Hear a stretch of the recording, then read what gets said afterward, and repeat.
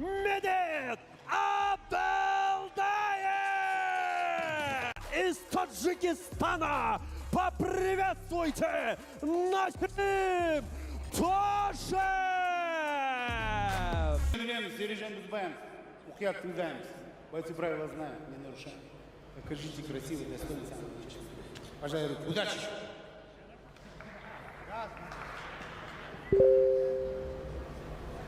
Төлембек Жақаевтың нұсқамаларын алдық. Біз бастауға дайынбыз. 13 жекпе-жектің алғашқысы. Жартылай жеңіл салмақ. Лиганың қос дебютанты. Бастауға дайын. Да, после долгого простоя Медет просто рвется в поединок, рвется в бой. Первый раунд. Насим Тошев. Тышқа келді. О, сразу же Жақсы қарсы алды. не стали долго затягивать. Тошевтың бойы сәл ұзындау. Қолы да ұзын екенін бірден байқап отырсыздар. Жаңағы шабуыл соққылардан Тейкдаун. Есть перевод. Бұны тіпті слэм деп болатын шығар, иә? Көтеріп алып бір соқты. Ответка сейчас от Тошева. Не удалось контр приема от Абдулаева. Сразу же в маунте оказывается. Будет ли выход на треугольник? Honor хиттеринин бирин сатып алсаң, 1,5 миң сом кэшбэк берилет. Бөлүп төлөөгө алуудагы жеткиликтүү. Остор дүкөндөрүнөн же О-маркеттен ал. Позицияны нығайту керек, асықпайды әрине. Шынтақпен ұруға болады ма деп қазір бұрышынан сұрады ма, не істеді Абдулдаев. Ну, за 6 лет постоя много чего поменялось. Жоғар гард. Бірақ қазір аяқты қараңыздар қалай салып алды. Тошев. Да, не может приложиться сейчас. Медет по своему оппоненту. И атакует ногу снизу. Жоқ. Әзірше қауіп жоқ аяққа.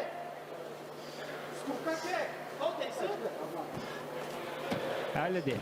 О, пропустил здесь сверху.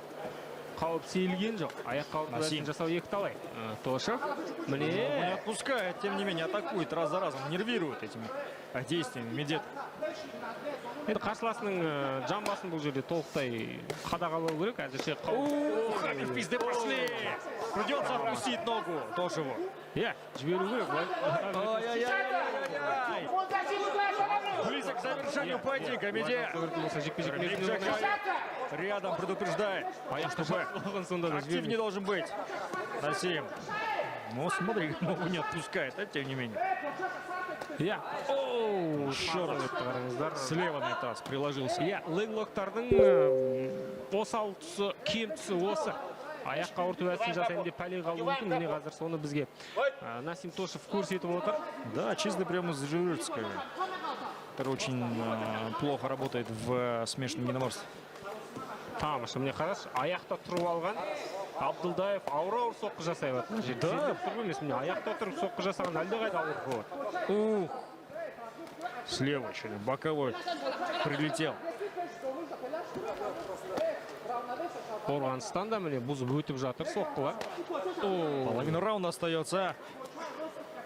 Сонда да бір үміт үзбейді. Аяққа ұрту әсінен қараш.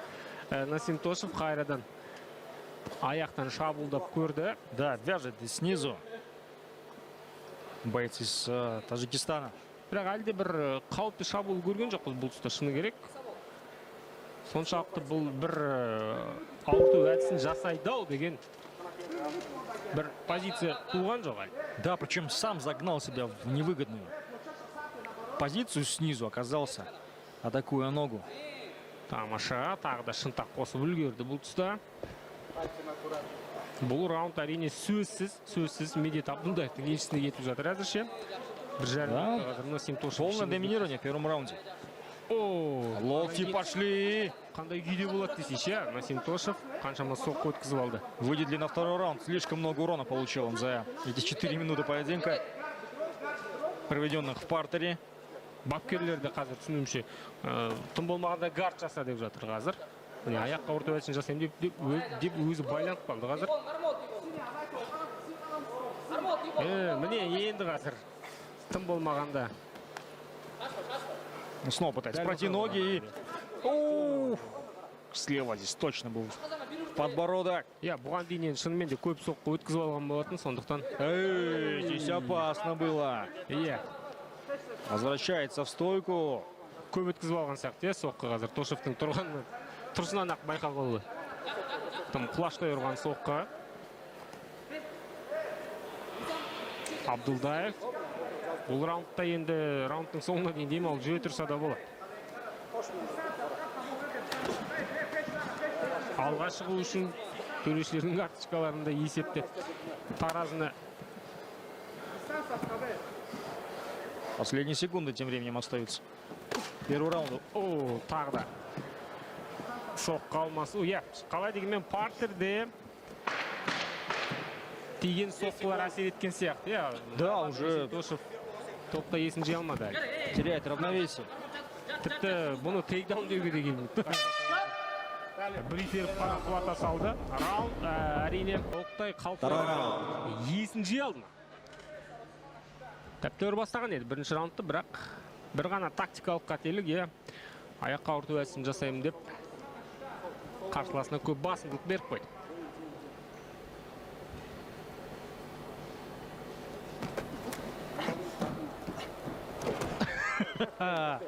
Ну, снова просто вывел из равновесия. Медведь Абдулдаев, причем сам в клинч пошел тоже. И это снова может стать началом конца для Насима. Бұны тіпті тейкдаун деуге де келмейді, қазір. Просто толкнул. Просто пытается пройти ноги. Обойти гард. Медведь. Қорғанысты бұзып өтуге жақын. Толықтай гардқа барғысы келмейді де. Тамаша. Абдулдаев тіпті бұл жерден де соққы жаудыру мүмкіншілігіне ие.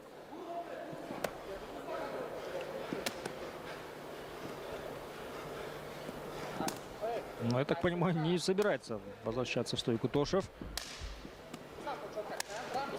Абдулдаев та партерге барғысы келмейтін сияқты. Мойны қалып қойды, қараңыздар. Ал көрейік. Да, пошел за тейкдауном и... Тәуекел етіп көреді ме бұл жерде? Мойын жақсы алған сияқты. Кажется, взял шею. Толықтай көріп тұрған жоқ. Біз енді жақсылап мойынды алды ма екен? Шынымен де қылқындыру әдісін жасауға болады ма? Бірақ Абдулдаев түсініп отыр. Бұл жерден асығудың қажеті жоқ. Бұл тек қана қарсыласты бір қадағалаудың амалы. Да, не взял плотно здесь. Видно сразу же.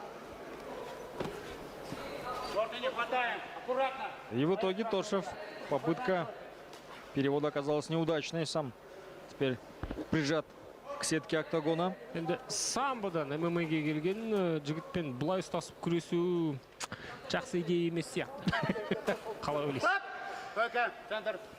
Ну и в целом очень сложный раунд. Второй после такого насыщенного первого, где получил очень много урона на самом деле Насим Тошев. Поэтому есть ли шанс вырвать победу после Ди-класса в первом раунде? Обоюдно. Сейчас попадание было со стороны от двух бойцов. Тамаша. Аяққа өтіп кетпекші болған сәтте қарсы алды. Бірақ Абдулдаев шашақ болған сияқты болып көрінеді. Қарқын бұрынғыдай емес. Ну, Насим, по всей видимости, ярый грэплер, потому что снова сейчас пульнул в гард своего оппонента, ушел вниз и снова пытается выйти на что? На... Аяқты сырттан жапқанына қарағанда шынымен де бұл жерде тағы да көздегені леглок сияқты. Енді бірінші раундты еске алатын болсақ, бұл идеяда жақсы болып көрінбейді енді шыны керек. Ну, это шанс, так или иначе. Только лишь досрочка, только лишь финиш.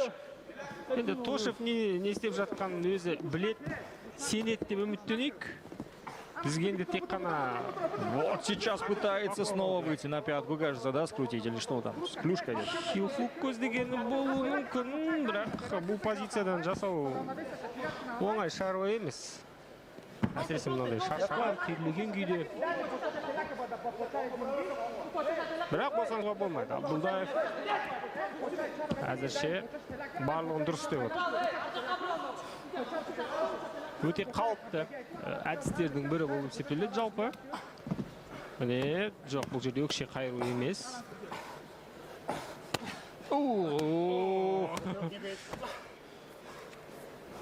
Міне, қазір жақсы мысал ретінде сіздерге көріп отырсыздар. Так делать не стоит, да? Деп осындай бәле қалуыңыз мүмкін. Бас ашық қалады, қорғансыз қалады. Аяққа ұрту әдісінің қаупі осы. Егер шынымен де бір аяққа ұрту әдістерінің шебер болмасаң, онда әдісті жасамай тұрып 7 рет өлшеу керек. Уроки грэпплинга в ММА от Исатая 101. Разборы глэглоков для чайников. База. Бұл база. Құрметті көрермен. Ну и поэтому, видишь, ты такие приемы очень редкие в боях. В основном это либо РНС, либо гильотина. Очень редко происходит армбары и еще реже треугольники. Удушающие треугольники. Міне, қалаған жерден соғақларды қалды.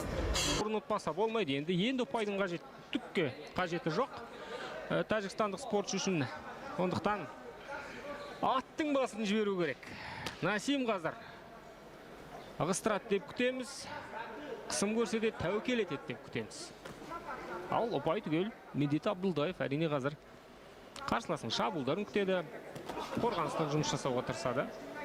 Қатты бір тәуекел етпей.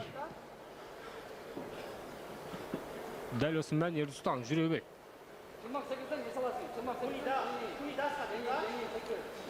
Пока что без борьбы, но до первого тейкдауна, по видимости, от Медета.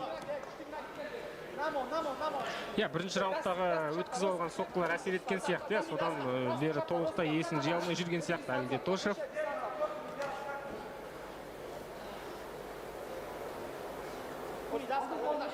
Шынымен де қазір үшінші раундта кідіріс көп.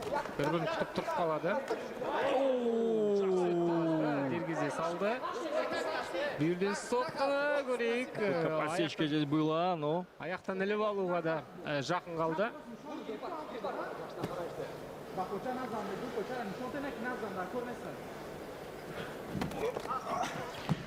И снова.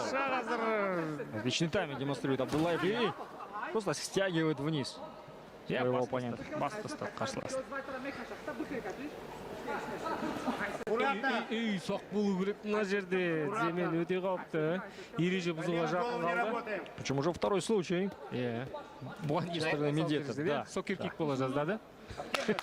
Боец, работаем. Енді 6 жыл бойы кәсіпқой ММА-ден жоқ болып кеткен Медет Абдулдаев бәлкім сәл ереженің ұмытып та алған шығар. Қобалжу да бар шығар оның үстіне. Ал көрейік, Тошев тұрды қараңыздар. Теперь уже тейкдаун от Тошева. Аяқтан іліп алды. Енді мойынды босату керек. Мойынды босатса жекпе-жек қыза түседі деген сөз.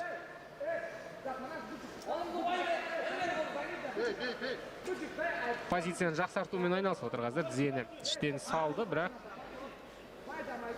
Абдулдаевты түсінеді әрине қазір барынша тым болмағанда гард жасауға тырысады. Яғни қарсыласты екі аяқпен орап алу.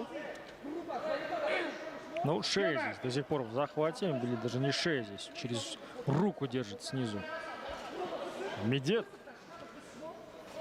Оп-оңай босатып алуға болады. И близок к маунту. Шанс для Насима. Маунт қараңыздар. Насим, 2 минуты остается. Есть! Есть возможность. Мына жерден шығарып. Пошел в разнос здесь. Тошев.